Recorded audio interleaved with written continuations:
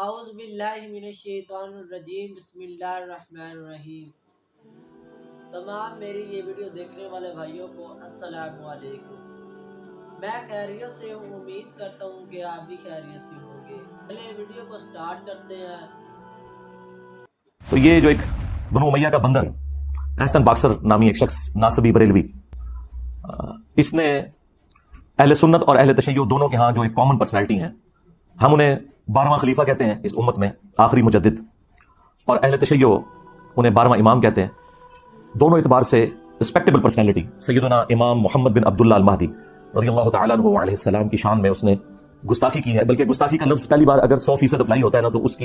اس خباثت کے اوپر ہے کہ اس نے ننگی گالیاں دی ہیں۔ وہ اتنی بازاری لینگویج ہے کہ اگر آپ کسی دنیا دار شخص کو بھی سنائیں تو وہ کہے گا یار اس لیول پہ اتر کے بھی کوئی شخص اتنی بڑی ہستی جو اہل البیت سے ہیں انہیں گالیاں نکال سکتا ہے، اتنی ننگی گالیاں جو انسان کے تصور میں بھی نہیں کبھی آتی۔ سب سے پہلے تو اب امتحان ہے ان مولویوں کے اوپر جو گلے پھاڑ پھاڑ کر، چاہے وہ وہابیوں میں سے ہوں دو بھائی، چاہے وہ بریلویوں میں سے ہوں، خواہ وہ دیوبندیوں میں سے ہوں، جو اپنے آپ کو عظمت صحابہ اور اہل بیت کا چیمپئن سمجھتے ہیں،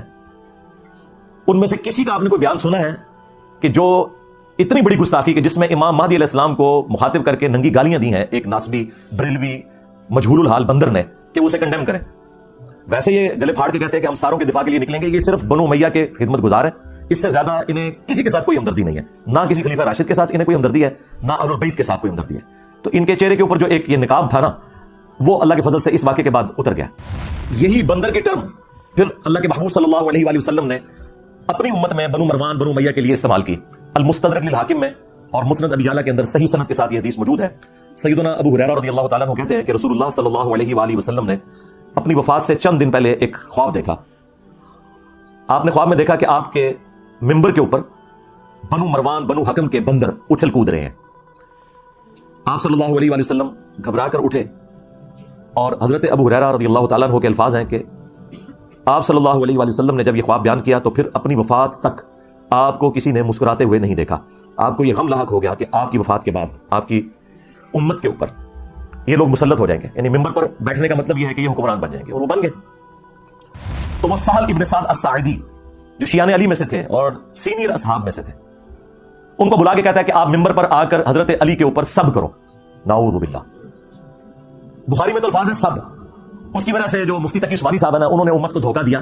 وہ کہتے ہیں ذکر حدیث میں کہیں موجود ہی نہیں کہ یہ بنو امیہ لعنت کرواتے تھے، صرف سب کا لفظ موجود ہے، اور سب کا مطلب ہے تنقید۔ اچھا، حضرت علی پہ تنقید کرنا آپ کے نزدیک جائز ہے کیا؟ اور ان کا میں نے جھوٹ پکڑ لیا۔ اگر مفتی اعظم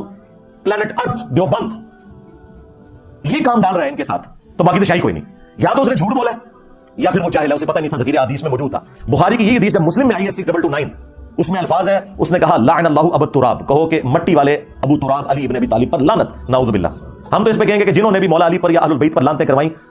اور جو لوگ ان کا آج تک دفاع کر رہے ہیں، ان سب پہ اللہ کی لعنت، اللہ کے فرشتوں کی لعنت، تمام لعنت کرنے والوں کی لعنت۔ ہاں جی،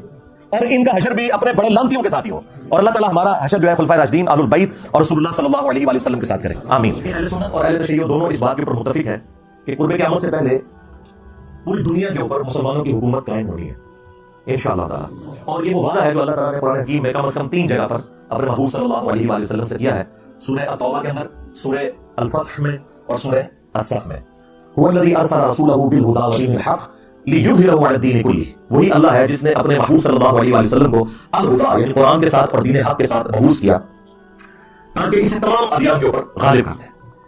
ولو کرہ المشرکون، خواہ مشرک اس کا برا ہی مان جائے، اللہ تعالیٰ نے اس دین کو غالب کرنا ہے تمام ادیان کے اوپر، یہ اللہ تعالیٰ کا وعدہ ہے۔ مسند احمد حدیث ہے کہ اللہ کے محبوب صلی اللہ علیہ وآلہ وسلم نے فرمایا کہ قیامت اس وقت تک قائم نہیں ہوگی جب تک دنیا کے ہر گھر میں میرا پیغام نہ پہنچ جائے اور لوگ چاہتے ہوئے یا نہ چاہتے ہوئے اس دعوت کو قبول نہ کر لیں۔ اچھا، اس زمانے میں تو یہ بڑا مشکل تھا کہ ہر گھر میں کیسے پہنچے گا؟ سرکار آج دیکھ لیں، انٹرنیٹ، گھر کیا، گھر کی کوٹھڑی میں بھی انٹرنیٹ کے سگنل آ رہے ہیں، کسی غار کے کونے میں بھی آپ جا کے بیٹھ جائیں وہاں پہ بھی سگنل آ رہے ہیں۔ تو یہ دعوت تو پہنچ چکی ہے اور لوگ قبول کریں گے اسے انشاءاللہ تعالی۔ اور پوری امت لیول کے اوپر جو خلافت علی منہاج النبوہ ہے وہ عمر بن عبدالعزیز کے دور میں نہیں آئی ہے، نہ خلفائے راشدین کے دور میں آئی ہے، وہ قرب قیامت میں ہی آنی ہے جب پوری دنیا کے اوپر مسلمانوں کا غلبہ ہوگا۔ آج تک امت میں یہ وقت نہیں آیا کہ پوری دنیا پہ مسلمانوں کا غلبہ ہو۔ تو اس سے مراد یہ 5واں جو دور ہے وہ امام محمد مہدی رضی اللہ تعالیٰ عنہ علیہ السلام کا دور خلافت ہے انشاءاللہ تعالی۔ ہم نہ دیکھ سکے، ہماری آنے والی نسلیں انشاءاللہ ضرور اسے دیکھیں گی۔ اور امام مہدی کے لیے میں نے آپ کو پہلے بھی بتایا کہ یہ ضروری ہے کہ ان کے آنے سے پہلے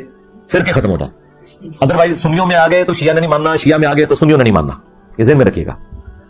تو پہلے تو لوگوں کو سمجھ نہیں آتی تھی کہ یہ کیسے ہوگا کہ اتنی بڑی فرقہ واریت کی دراڑ ختم ہو، لیکن دیکھیں اللہ تعالیٰ نے ہمارے اس چھوٹے سے پلیٹ فارم کی برکت سے ہماری زندگی میں ہمیں ان 12 سالوں میں وہ کچھ دکھایا کہ 1200 سال کی جو گمراہی تھی فرقہ واریت کی، اللہ تعالیٰ نے اسے کیسے ختم کیا۔ ہمارا ایک نعرہ ہی سب کو لے گیا کہ میرے نبی سا ہے ہی کوئی نہیں، تیرے بابے تھے شاہ ہی کوئی نہیں۔ تو لوگ دوبارہ سے رسول اللہ صلی اللہ علیہ وآلہ وسلم کی مبارک ذات کی طرف متوجہ ہوئے ہیں، اہل البیت کا مقام انہیں پتہ چلا ہے، خلفائے راشدین کی عظمت ان کے دلوں میں جاگی ہے الحمدللہ، اور فرقوں کے بزرگ بابوں سے جان چھوٹ گئی ان کی۔ جس طرح توحید میں وہ ایک اللہ کے ماننے والے ہو گئے، اسی طریقے سے اطاعت میں وہ بابوں کی بجائے ایک اس شخص کے ماننے والے ہو گئے کہ جس کی قبر مدینے میں ہے۔ صلو علی محمد و آل محمد، اللہم صلی علی محمد و علی آل محمد۔ اللہ تعالیٰ کا یہ وعدہ ہے کہ جو لوگ ایمان لائیں گے اور نیک اعمال کریں گے، اللہ تعالیٰ انہیں ضرور بالضرور دنیا میں خلافت دے گا، حکومت دے گا۔ یہ جو آیت ہے نا سورہ نور کی آیت نمبر 55، اس کے کانٹیکسٹ میں حافظ ابن کثیر نے یہ پوری بحث کی ہے، اور 12 خلیفوں والی حدیث بخاری مسلم کی نقل کر کے انہوں نے کہا کہ اس حدیث سے کوئی یہ مطلب نہ لے کہ یہ حضور کے فوراً بعد شروع ہو جائیں گے۔ انہوں نے کہا فوراً بعد جو ہے وہ 4 ہی ہیں، ابو بکر، عمر، عثمان اور علی، اور حسن ابن علی کے 6 مہینے بھی حضرت علی کی خلافت کے دور میں ہی آتے ہیں، اور پھر وقتاً فوقتاً خلیفہ آئیں گے جس طرح عمر بن عبدالعزیز آئے، اور آخری خلیفہ ہوں گے امام محمد مہدی۔ کہ جب رومنز اور پرشینز کے خلاف جنگ جاری تھی حضرت عمر کے دور میں، اور سیدنا عمر نے یہ ارادہ کیا کہ میں خود ان جنگوں میں شریک ہوں، تو حضرت علی نے انہیں ان جنگوں میں شریک ہونے سے روکا اور کہا کہ اگر آپ شہید ہو گئے تو پھر پیچھے سے یہ سارے کا سارا معاملہ تتر بتر ہو جائے گا، آپ پیچھے رہیں، اگر مسلمانوں کو قادسیہ یا یرموک میں شکست کا سامنا بھی کرنا پڑا تو ہم دوبارہ سے فوج تیار کر کے اور اپنے مسلمان بھائیوں کی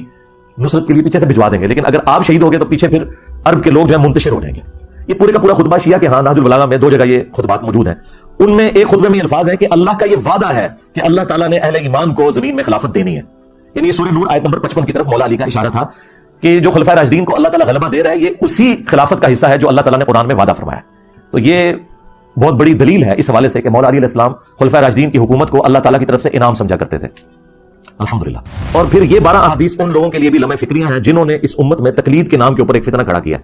اور انہوں نے یہ کہا کہ 4 اماموں میں سے ایک امام کی تقلید ضروری ہے، ادروائز آپ گمراہ ہو جائیں گے۔ تو میرا یہ معصومانہ سوال ہے کہ جس امام نے قرب قیامت میں آنا تھا، یعنی امام محمد مہدی رضی اللہ تعالیٰ عنہ علیہ السلام، ان کے بارے میں تو درجنوں حدیث موجود ہیں، اور تمہارے بنائے ہوئے امام جنہوں نے ریٹائر نہیں ہونا، لیکن ریٹائر نہیں ہو رہے نا، وہ کہہ رہے ہیں آج بھی تقلید انہیں کی کرنی ہے، حالانکہ آج 80% مسائل جو ہے نا وہ جدید ہیں، جن کا امام حنیفہ، امام شافعی، امام احمد بن حنبل، امام مالک کو پتہ ہی نہیں ہے کہ اس میں دنیا میں کیا مسائل ہیں۔ ان میں ان اماموں کی توہین نہیں کر رہا، ان کے نام پہ جو فرقے کھڑے ہوئے ہیں نا ان کو ٹارگٹ کر رہا ہوں۔ اگر ہم آج عیسیٰ ابن مریم کے حوالے سے کرسچنز کو جھنجھوڑتے ہیں تو اس کا مطلب یہ نہیں کہ ہم عیسیٰ ابن مریم کی توہین کر رہے ہیں۔ تو جن اماموں نے ریٹائر ہی نہیں ہونا بقول ان کے بارے میں کوئی حدیث ہے، اور جس نے قرب قیامت میں آنا تھا ان کے بارے میں تو حدیث موجود ہے۔ اس کا مطلب ہے کہ یہ انہوں نے خود جعلی عقیدہ تقلید کا گھڑا ہے۔ ہاں آپ امام اگر ایکسپرٹس کے طور پر کہیں تو سرکار وہ تو جتنے بھی امت میں بڑے بڑے علماء جنہوں نے اس امت کو کنٹریبیوٹ کیا ہے وہ سارے ہمارے امام ہیں، چاہے وہ امام بخاری ہو، امام مسلم ہو، باقی محدثین ہو، فقہا ہو، امام حنیفہ، امام شافعی، احمد بن حنبل، امام مالک رحمہ اللہ اجمعین، یہ سب کے سب ہمارے امام ہیں۔ پہلی حدیث بخاری اور مسلم دونوں میں موجود ہے، رسول اللہ صلی اللہ علیہ وآلہ وسلم نے فرمایا تمہاری اس وقت کیا شان ہوگی جب عیسیٰ ابن مریم تم میں اتریں گے، یعنی قرب قیامت میں، وَإِمَامُكُم مِّنكُم، اور تمہارا امام تم میں سے ہوگا، یعنی امام جو ہے یہ امت ہوگی، اور عیسیٰ ابن مریم جو کہ اولو العزم پیغمبر ہیں، 5 پیغمبروں میں سے، محمد رسول اللہ صلی اللہ علیہ وآلہ وسلم، ابراہیم خلیل اللہ،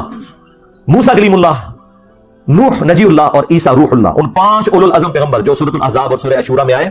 ان میں سے ایک اولو العزم پیغمبر مقتدی ہوگا، اور امام وَإِمَامُكُم مِّنكُم، تمہارا امام تم میں سے ہوگا۔ یہ حدیث بخاری میں بھی ہے اور مسلم میں۔ 8ویں حدیث جو ہے وہ مسلم شریف میں بھی کچھ حصہ اس کا موجود ہے، کچھ سنن ابی داؤد کے اندر ہے کہ نبی علیہ السلام نے فرمایا کہ جب مہدی ظاہر ہوگا تو وہ بیت اللہ میں پناہ لے گا،